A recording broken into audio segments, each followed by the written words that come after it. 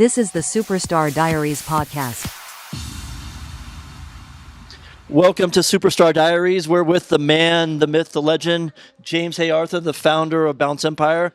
James, we're in your castle tonight. Looks pretty great here. So My second castle. Your second castle. You have two castle away from castles. You have two castles. This is your business castle. That's right. We'll get into your home castle a little bit later. But why don't you tell everybody about Bounce Empire and how you came up with the idea and your amazing interior design skills. All right. Well, I was bored stiff of when I was working in the financial sector, trying to find somewhere to take my crew.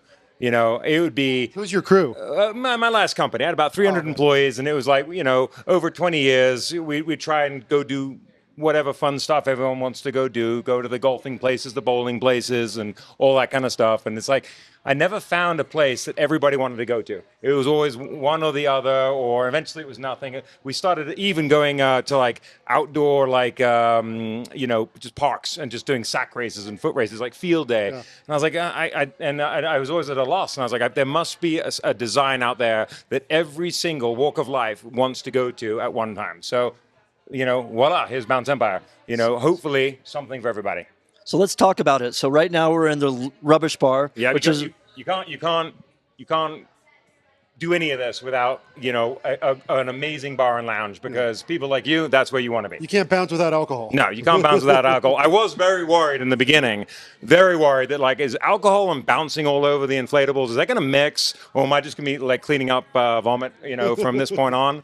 And is that going to be my life? But that actually doesn't happen at all. And I think it's because it's so exhausting. People are like, they're just trash and they're done, and they just want to come here and relax afterwards. So I'm your partner here. So we've done almost 200,000 customers. We're a year and a half into this. Like, what are you really happy about, and what can we all do better? And let's talk about the way you designed this place, because it is really spectacular. What could we do better? We could improve our marketing department. That would be important. Really strengthen that. Oh, you do that. Oh, yeah. Oh. And the music, too. And the music. Yeah. I was going to say, that's a little we could definitely improve the music and that. But everything all that your you jobs. Do is great. Yeah, minus your jobs. What could we do? Yes. What I could do. What can you do? What could I do? Honestly, we got a long way to go. I like thinking that, we're barely scratching the surface. Even Rubbish Bar, as good and as amazing as it seems right now, like the interior design for me is like, we're like half done. Well, I'm half done outside. I've got the technology that we're going to be putting in this place. Still, I would say we're still millions away, as far as total finishes from this place. But, if everyone telling me it's the best place already, hey, so long way to go. How many attractions are in this venue? I'd say around 50, depending on what you call an 50 attraction. Unique, like every single, action you could do, 7-star massage chair. If they were all attractions, I'd say around 7-star, not 5. Yeah, okay, 7-star. I only stay at 7-star hotels, so it's fine. Coming back to the Toto, do you have Totos in this place? Yeah, you need to come. But you have to be about 3 days to really enjoy every element. 3 days if you're here. So 2-3 should the marketing hours at a department time. sell 3-day passes? No, we don't sell 3-day passes. But you'd be too tired to come back day after day. But you can come 3 weeks in a row, couple hours each time. Brad kept asking about the design. So with the attractions, the 50 attractions you have, how many of them did you guys design from scratch yourselves? In the very beginning, the inflatables, we found them, all over the world, brought them in. Now, after seeing what guests really enjoy to do, I now design them myself, because I just have a better feeling after you've processed hundreds of thousands of people, what people want to do. And so now I'm actually... if you've gone around the facility, the King of the Hill, the large yellow sack. Well, you missed it because Sean and I went on the horse track. Oh God! Horse tracker. I designed the horse track. We need some bigger horses. So let's talk about the music side of this. Let's talk about this amazing stage back here. Yes. So well, actually, I'll tell you the details of what you actually paid for. If okay. You want. Yeah. Let's tell me what I've got. Let's go back and let's hear your opinion of what your stage looks like. Okay. So I think the stage came in with an element of like, okay, we've got this incredible inflatable park. We've got a bar and lounge overlooking the whole thing, so the parents can lounge and relax, or maybe it's girls' night out up here. We need a centerpiece, and the centerpiece has to be the stage. And so what we do is we put this 360 stage. I told Brad, I was like, hey, I want something that comes out of the entire facility. I mean, it's extremely unique. I mean, we've seen it on video. I mean, I've been on it, but I mean, when you see it come up, it's I it's visualize quite, smoke, laser lights, like what can we do? And so let's have it come out of the facility, because at the end of the day, we need a focal point. And then we started spitballing ideas. Oh, what happens if we actually throw concerts here? What happens if we actually, kids concerts, adult concerts, and then instead of everyone just sitting around in chairs or bleachers or in some sort of rows, what happens if they're bouncing around while listening to their favorite artists? What happens if that's a thing? Yeah. And so that's what we started doing. So you guys had some amazing artists here. I mean, like big guys. I mean, who was like your favorite artist you've ever had? Yeah, you had like Chris Brown, right? Neo, the list is continuing to grow right now. There's a lot of people very interested. We've done proof of concept right now. He'll be able to explain more. That's obviously his scene, but. I want it to be more like, this is the pop-up venue. This is the after-party venue. This is the, teaser for the big event kind of thing. And I see that. Or the exclusive party that, your 500 guests are coming into.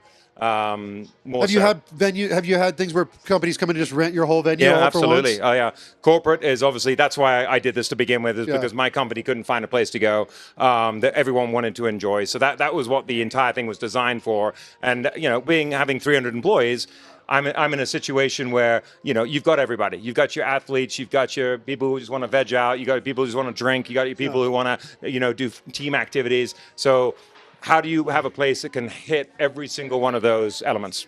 So. All right, let's pivot a little bit. Let's talk about James Hay Arthur, the international man of mystery. Okay. So you are a pretty interesting character, to say the least. And Shawn and I have seen some interesting people. Interesting people with our tours around the world, and you're right up in the top 5 for sure as most interesting. So let's talk about what do you want to know? Let's talk about all your cool gifts, because we did a big episode about Don Johnson, who is one of the biggest gamblers on the planet, and went on about a 3-month run where he was really took down almost a couple of the big New Jersey casinos. You want to know my gambling history? Well, no, yeah. So our audience likes the kind of gambling stories. All right, and I'm very interested. You're a terrible gambler. I have gambled with you. I mean, I've seen him win a bunch of times, but I'm not saying. I'm not saying he's not a lucky guy, but man, I've seen him in action. I don't know. You're both very lucky guys. So let's. But you got to be lucky. So let's talk about your poker playing skills. Okay. From scratch. So I'll back up a little bit from there. My upbringing was very unconventional. I had a dad who only wanted to play games. Yeah. Like, he couldn't care less about just like you are with your kids. Yeah, just like I am my kids. So I homeschool my kids. I don't care about their grades. I don't care. For me, education is all about, in this day and age, is all about short-term memorization of regurgitation information. So you basically learn information, you regurgitate it the next day on, in my day it was flashcards. Today they probably do some better high-tech stuff, but, that's one skill set. So for me, all I did was grow up playing strategic turn-based games. I'd be playing Monopoly, I'd be playing Risk, I'd be playing any video games. It was always turn-based. But not doing schoolwork. No, I never studied one single test. I never did any homework ever. You got straight A's, of course, right? No, I didn't get straight A's. I was even held back. I mean, they definitely thought I had problems. I spent one of my summers at my psychiatrist. It was mandatory for me to go back to my school, and they wanted to know what was wrong with me. And they finally diagnosed. What is wrong with you? They finally diagnosed me with severe selective hearing. So how does your wife feel about the selective hearing? Yeah, that's a whole nother problem. But so I'm anyway. So I'm out there, with just gameplay. Let's stay focused. I'm trying to stay focused. Let's talk about poker. Okay. So I got selected here. I didn't hear your question. So anyway, the reason why that's important is because I started playing a lot of poker, because that's a game. I play backgammon and chess. I toured around London playing chess for actually quite some time, and backgammon. Nobody cares about this. I don't care about that. You care about the poker. Okay. I mean, I'll play chess. So when I started picking up poker, it was in I'd just be playing with matchsticks with my dad, and then pennies with my dad, and then when the great poker boom occurred, right about college time. I started playing, one table online, and then I started playing 2 and 4 and then 8 and then 16 and 20. and then I got up to 24 hands at a time. I was playing 1 million hands a month. More All digital. all digital. I had giant computer screens. So let's back this up, everyone. So he was playing 24 hands of poker simultaneously. Yeah. Every night. Without AI. You had a second. You have a 20-second time frame to make an action, and so in theory, I'm making an action in less than 1 second, and to be able to do that on scale and to be very, Were you profitable. winning? Yeah, I was averaging around $80 an hour. That was about my take home. For me, tournaments was too risky, so I was like This is how you were hedging your bet. the most impressive people to ever play that game. You never heard of their name. They were online grinding it out. The celebrities that everyone knows about, they were online. They won some giant tournament and they won millions. And if they didn't win that tournament, no one would have known who they were. Yeah. And they would have lost their stake, and that wouldn't have worked. So I had a lot more respect for the grinders, and I knew all of them what they were, and I was always competing against the same names every time, because when you're playing, and I was always playing sit and goes, for people who know what that was, so 10-man tournaments. And I'd hopefully get down to about heads up with about 12. And so I was usually playing around 12 heads up at a time. And that is really lightning fast, because to make an action when you don't have 9 people ahead or behind you and you only have one, your turn becomes very quickly. So that was probably the fastest poker I'd have to play. So I know you're a really humble guy, but you pretty much have told me many times that you were at one point in time the best online I was 100% the best poker player in the world. No one's going to agree with that. Nobody That's knows okay. this, but we are sitting next to the best poker player in the world. I know that. Because I never played the tournaments. I never was the face of poker. You would only see my card. Well, what are we doing? Let's just No, he doesn't do. He only does online. If he doesn't have the action, if I'm sitting at a poker table, it's You're- like you you're lost interest? literally watching snails race for me. Yeah. It is I mean, excruciating. it is. It's what I would do to kill time in Vegas. I actually couldn't do it. I prefer to do anything else than you just give me poker cards in a poker game. It's too slow. And so, people always ask me how you do it, and it's very similar. I always compare it to like reading. How do you read? Yeah. If no one's ever read before, it's like, well, how do you read a book? With all these words and letters, and what does that make any sense? Well, you put it all together, and before you know it, you're reading, and it's the same concept. So do you let your kids gamble online? I don't actually teach them game. I do a different strategy. I played so much for so long. They play War and Battleship. Going back to playing at that level is tough. That's tough. but he's like a super dad. So I mean, think that Bounce Empire was built basically for my kids. just like we built, just like I built Beta for myself. Yeah. The way I wanted it, he built Bounce Empire for him and his kids. So yeah, and if I wasn't here with you guys, I mean, I'm back home playing with the boys. Yeah. We play about 8 hours a day, every single day. That's how and you stay in such good shape. We just invent games, Yeah. and that's what we do here. We just invent different things and games to play and fun to have. I saw you guys in the Minion costumes before. I couldn't believe that you could stand up and jump across those red things. yeah, that was pretty Costumes impressive. are great. Yeah. Yeah. So but yeah, my entire life is one giant game, and business is a game. Yeah. Bounce Empire is a game. My financial company that I did before this was a big game. You move your chess pieces around, you move your pawns and your bishops and your knights around the table. You bluff and you make strong bets and whatever. That's what it is. Life is a game. It's the same thing. It's just different subject material. Bill Murray was just saying that today. So remember when we had to deal with the Berlin office with Beatport that we wouldn't open until 10 a.m. Berlin time because all the kids were out partying every night, and we had to change our office schedule. I'm on the same schedule with him because he's up playing games every night till 6 in the morning. Playing, I mean, I call him at midnight in the Nerf gun wars with his kids at Last midnight. night, he calls me at midnight and he's like, "What are you up to?" I was like, "I'm just loading up my Nerf guns, about to play Nerf gun wars." I actually designed my house around Nerf guns. Oh, really? Yeah. Yep. So let's talk. Do you want to talk about your house? Sure. So Everything's on the table. everything's on the table. Follow your own rules, Brad.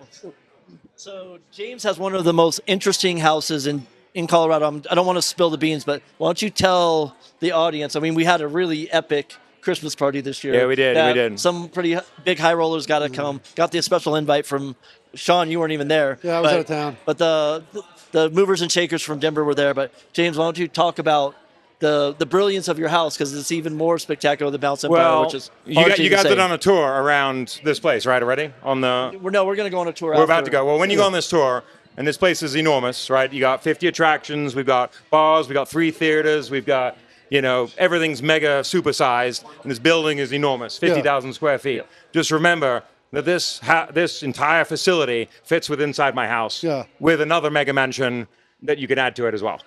So that's the size of it. So let's talk about how in the world you decide to build a 60,000 well, first off, did you build it all at once, or was it you kept adding on? I built most of it at once. The main house, my sports facilities, back cave, shooting ranges, stuff like that. That was put in second. What was the inspiration? You're like, I want to have the biggest house. Yeah, in Colorado? well, first of all, when I got lucky in business and was able to build a pretty successful company, and what are you going to do with that money? A lot of people buy planes. A lot of people go get vacation properties in Honduras. And for me, I'm a one spot guy. I'll travel all over, but I like a central hub. Yeah. And so I pumped it all into that one place, and now this place.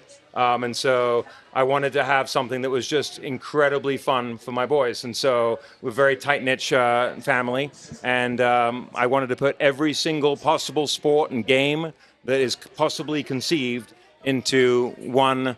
So let's go through it. Under one roof. So you're really good at tennis. Like you're one of the best tennis players in the state, and your kids. I think that's a stretch, but I'm pretty good at tennis. I think the kids. My kids will be much better. I think the kids are going to be really good. So you have 3 tennis courts? I have 3 tennis courts, yeah. I have... so let's go through the sports activities. 2 of them are indoors. 2 indoors. So you want to go through the list. Okay, I got 2 indoor tennis courts. One's asphalt, one's astroturf, and I got a grass court outside. And the lighting's perfect. So you're one of the guys that you go play at the park and you get beat. Yeah, I can't play anywhere else because it's like the conditions are shitty. So City Park is where I challenge you to tennis. It's no good. I'm always playing in some cave. And so in that same facility, I've got a squash court. I'm a big squash player. I'm a much bigger badminton player, so I've got a badminton court, basketball court. You don't want to play badminton with these guys. Right now I'm scared to play any sport with them, but like I want to try. I want to do a chess tennis back-to-back championship. Got some basketball for you. Basketball's weak, just so you know. If we had a mega mansion, the basketball court would be much, much better, but... It's a couple of hoops with enough space for full court. So Brad's let down with the basketball. That's the only thing I could possibly. I know. Well, someone tore their ACL too. One of my employees tore an ACL. No big deal. No big deal. So then under this facility, we've got the back cave, garage. I keep like 15 cars in there, but you can put 50. Let's talk about the tank. Yeah, I got a tank, a USSV. Everyone can see it at the Nuggets games. You'll see me there. It's parked usually in the rocks. the VIP. Oh, that's center. your car. I've seen it there before. Yeah, that's me. It's got like 18 wheels. It's armored. It's cool. I think you got it from the Saudi Arabian government. Obviously, I'm an ass, so I don't know who's going to want to, knock me off at any given time. Is it bulletproof? It is bulletproof. Yeah, it's everything. Do you ever shoot at it yourself? No, I don't. Even though it's scratch proof too, I don't want to really take that. You don't want to take the chance. Don't take that chance. Like I'll read that on the sale. Like I believe you. Play him in chess. Play him in tennis. See if I can get him drunk enough to shoot at his own tank. I don't think so. I'm pretty sure. We got next to that. We got I got a 120-foot shooting range. And we launched out the blowtorch. What is the? Yeah, we got a flamethrower. The flamethrower. That was the highlight. Rich and famous party. You got to get out the flamethrower. Yeah. That's impressive. Burn some crap up. And so then the rest of the house, you've got. We got the bowling. Yeah, we got the bowling alley. Yeah, you got your bowling, and I got ping pong. You got ping pong. Good ping pong player. Best ping pong players I've ever seen. How's your bowling?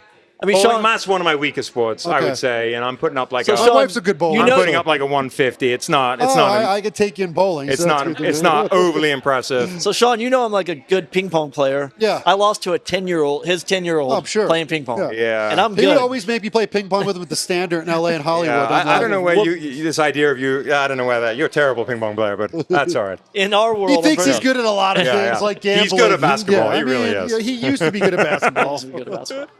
I'm surprised he can actually still run. I got snooker. You got your billiards. We've got your bumper pool. You've got your foosball. And everything's state of the art. Even the billiards is digital billiards. Oh, sick. Yeah, digital darts. Actually, is even better. And he had a Dolby Atmos room before we even started working on Dolby Atmos. You have a theater too? My theater is my pride and joy for sure. Oh, really? It was the top I know in the world there for a minute. I'm not sure where it stands now. It's not that big.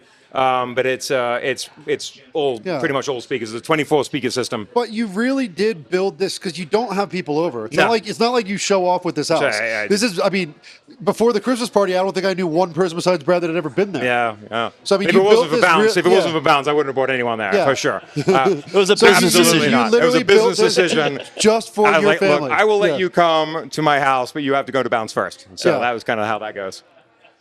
So, a lot of people always think like Bounce Empire. I probably chose the world's shittiest name because everyone thinks it's a trampoline park. I actually like the name, but But then after that, I realized like, But but we've been friends for about 5 years now. But one of our first arguments was about the sound system. So, obviously Beta had one of the world's best sound systems, and James is like, "No, I have the best sound system." I was like, "You don't know what you're talking about. Like, we literally have one of the best." It's true. I don't know what I was talking about. so do you have a nightclub in your house? No. I can turn the theater. I can turn the theater into a nightclub pretty easy. Yeah. But So we're going back and forth. I was like, he's like, "I spent $500,000 on the speakers," and I was like, "Well, I only spent $1 million on the speakers. What the frick did you put in your house?" And then I go and see it, and it makes the best IMAX look like nothing because it's only 7 Yeah. seats. So Did you watch in 3D? Take a full IMAX sound. The picture's terrible. All we're talking about is the sound. Like the sound that's all we care about, and it is phenomenal. It's not better than Beta, but for your home, it's as good as it gets. yeah. Picture is as good as it gets, but that's okay. Yeah. That's okay. We're talking about sound. Yeah, well, thanks. Not a picture guy. Talk about Brad holding the mic to his mouth. So the theater. You make a good point. The question I always get is, you have this largest house in Colorado, give or take. You know what everyone says? It's bigger than the White House. I looked it up. How many bedrooms you got? I'm like, What do you got? 6? I'm like, I mean, you have 4 kids. what a stupid question. Like how? Well, it's the same size as the Spelling Manor, which has got like some 40, something like that. And it's like, so that's a hotel. Yeah. What do I want 40 bedrooms? What do I want 40 guests to come spend the night? No so when I chance. do have my party, I've got to then like wake up in the morning and be like, You need a staff to do towels if you do that. You're still here, Sean? Didn't you go home? Yeah, totally. Oh no! Please leave. What do we have man. for You're better off breakfast? having 40 drivers than 40 God. bedrooms to take them home. I don't understand that. It's an automatic question. How many bedrooms do you have? Well, how many kids do I have? That's about how many bedrooms I want to have, plus a guest, maybe. Yeah. If So I they're got like lucky enough. So I've got like 7. Something reasonable. But I want to use my house. And I like to think, because I obviously design every inch of it, and it's I use every square inch of that house every single week. I bet you the whole family is in every part of that house. So you built it from scratch. Oh yeah, You designed it. Yeah, I designed it. Yep. I mean, he's got goats. I wrote he's it on a got solar napkin. When I panels. say I designed it, I wrote it on the napkin. I was like, gave this it is to an what I want. architect. Gave it to the architect. He gave me something back, and I was like, that's not what my napkin says. Yeah. Redo it again.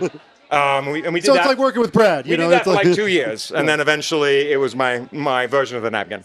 So right when I started working with James, it was like I had some experience building stuff in the past, and so he's kind of asking me if I can help him, and I'm like, well, like, where's your architectural drawings? He's like, well, those don't really work because I have to see it.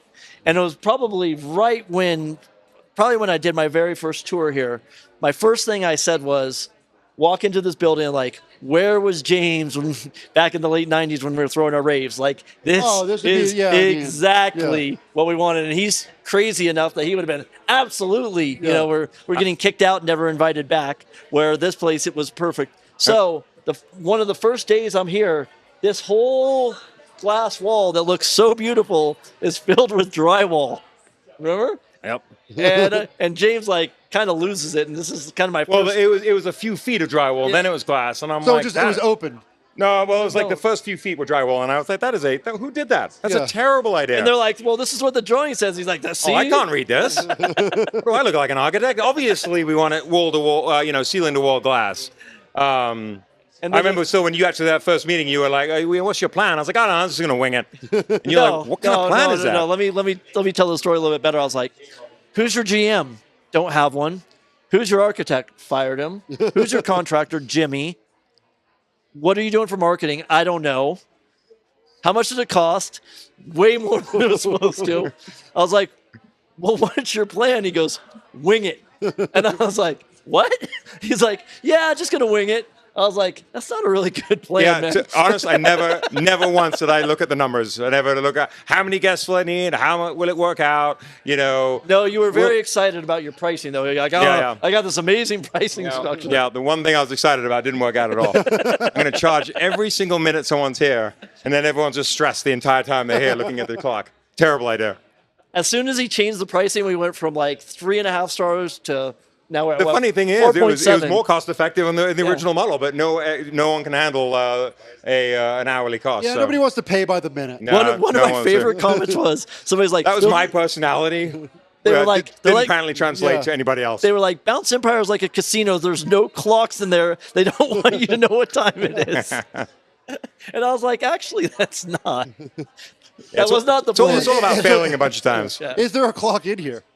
There is not. I don't think there's this clock in there. I don't think we Now have I need to get people out of here because now they're spending all day here. So this is the now- opposite problem. Yeah. So what's your favorite attraction in this place? It's got to be the 4 balls. You Yeah. know, I mean, what is No. Bounce volleyball. Bounce volleyball.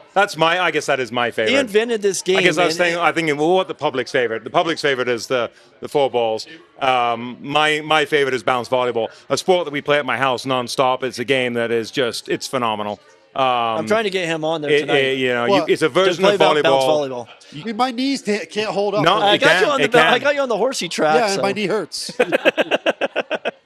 But yeah, you play in volleyball, but it's enclosed with all the walls, and the Yeah, ball it's can just volleyball. bounce off all the sides. I play volleyball But at the unlike DAC. everything else, you can dive and you land as being Yeah. as old as we all are. You bounce and you just bounce right back up again. No I mean, problem. I'm freakishly, I'm digging him off the It's ground. very weird watching Brad Freakishly, play. he's got freakishly long arms. He's a great basketball player and freakishly good at ping He's pong. way more athletic than he looks. Yeah, totally. It's black as slimming. So let's talk about this rich guy outfit. You look rich today. Yeah, well, you said look rich, so I threw something on. I was looking like a peasant a minute ago. I didn't think that was going to work. Well, you were in a minion outfit. I was in a minion outfit, so it really was a peasant outfit. So what could you tell future guests and, two-stage question, future entrepreneurs, like what advice would you give them? And then to people that haven't been to Bounce clearly Empire, wing what it to is his expect? advice. Yeah, I mean, the one thing, I mean, there's no secret recipe. One of the biggest things is, the work you need to do, you need to live it.